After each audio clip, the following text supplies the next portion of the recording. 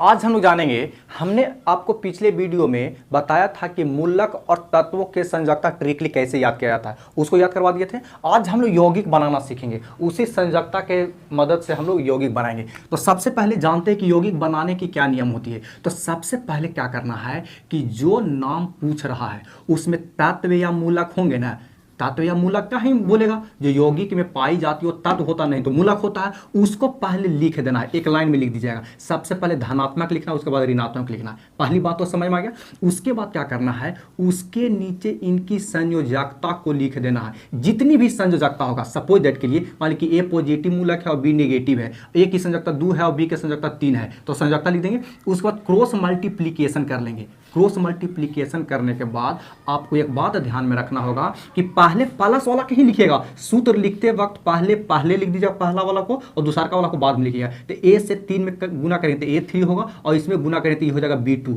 यही हो गया मेरा कुछ हो गया यौगिक हो गया।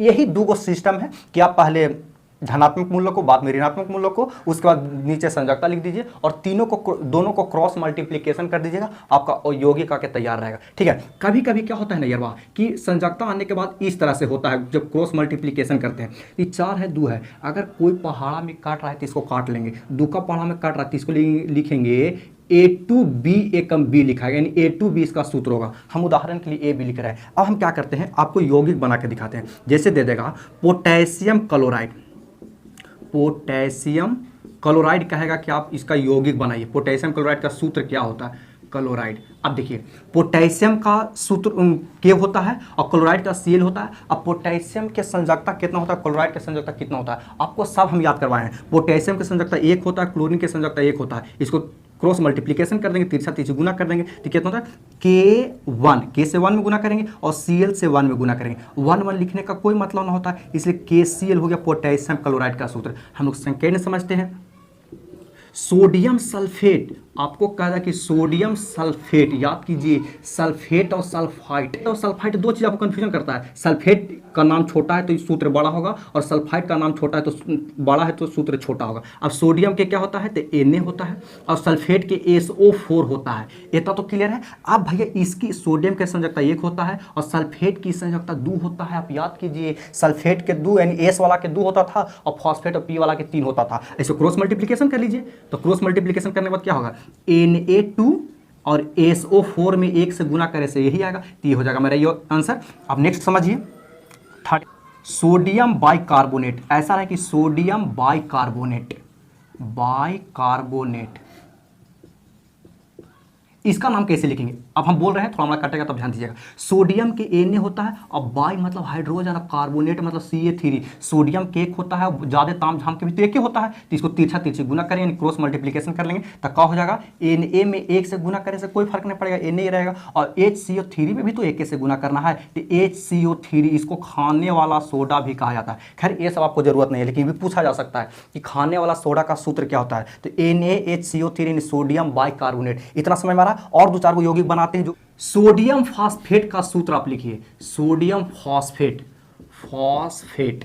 देखिए तो सोडियम के संकेत Na होता है और फास्फेट का PO4 होता है, वो फास्फेट होता है। एक फॉस्फाइट होता है, उसका PO3 होता है। इसकी संयोजकता 1 होता है और फास्फेट की संयोजकता 3 होता है। सल्फेट और फास्फेट याद कीजिए आप। अब इसको क्रॉस मल्टीप्लिकेशन कर लेंगे तो क्या हो जाएगा, Na3 और PO4 में 1 से गुना करना है, कोई फर्क नहीं पड़ता है।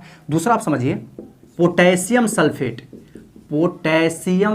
ये सब इंपॉर्टेंट है। ये सब क्वेश्चन आपको इसमें से 2 ऑब्जेक्टिव में आपको जरूर है, 1 से 2 क्वेश्चन जरूर रहेगा। पोटेशियम सल्फेट, अब इसको देख लेते हैं। तो पोटेशियम के होता है और सल्फेट के SO4 होता है। अब पोटेशियम के संयोजकता 1 और सल्फेट के संयोजकता होता है 2, क्रॉस मल्टीप्लिकेशन कर लीजिए तो इसका कितना हो जाएगा, K2, K से 2 में K2SO4। ये सब जितना हम बता रहे हैं एग्जाम्पल बहुत इंपॉर्टेंट है, इसी में से आपको क्वेश्चन पक्का रहेगा। और लास्ट में आप एक बहुत सारा हम एक PDF दे देंगे, आपको स्क्रीन पर दिखेगा, उसका स्क्रीनशॉट ले लीजिएगा और उतना यौगिक बना लीजिएगा, उसके बाद आपको कोई दिक्कत नहीं होगा। नेक्स्ट क्वेश्चन आपको कहे कि पोटेशियम परमैंगनेट, पोटेशियम परमैंगनेट का आप सूत्र लिखिए, परमैंगनेट। अब देखिए पोटेशियम के तो के होता है और परमैंगनेट की याद कीजिए MnO4।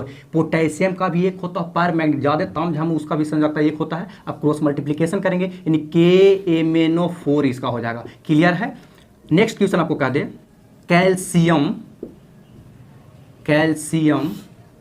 सल्फाइड, क्या बोल दे, कैल्शियम सल्फाइड आपको कह दे, तब उसका नाम क्या होगा। देखिए कैल्शियम के Ca होता है और सल्फाइड, देखिए सल्फेट के SO4 होता है लेकिन सल्फाइड के SO3 होता है। अब कैल्शियम के संयोजकता क्या होता है, अब याद कीजिए, आपको दो संयोजकता वाला में इसको याद था कि ओ जान फिर मांगे फेकुनी काको, तब का आ गया तो Ca, इसकी संयोजकता 2 होता है और सल्फेट की भी संयोजकता 2 होता है, सल्फाइड का भी 2 होता है। इसको कर लेंगे, दोनों का संयोजकता तो 2 2 होता है। अब क्रॉस मल्टीप्लीकेशन कर लीजिए तो Ca2SO3 के होल 2 होगा, क्योंकि दोनों में 2 से गुना होगा। अब देखिए ना 2 2 कट रहा है तो इसको काट लीजिए, यानी CaSO3 इसका हो गया सूत्र, कैल्शियम सल्फाइड का ही सूत्र है। उसके बाद हम लोग मिलेंगे नेक्स्ट वीडियो में और आपको एक स्क्रीन पर फोटो दिखाई देगा, आप उसका प्रैक्टिस कर लीजिए।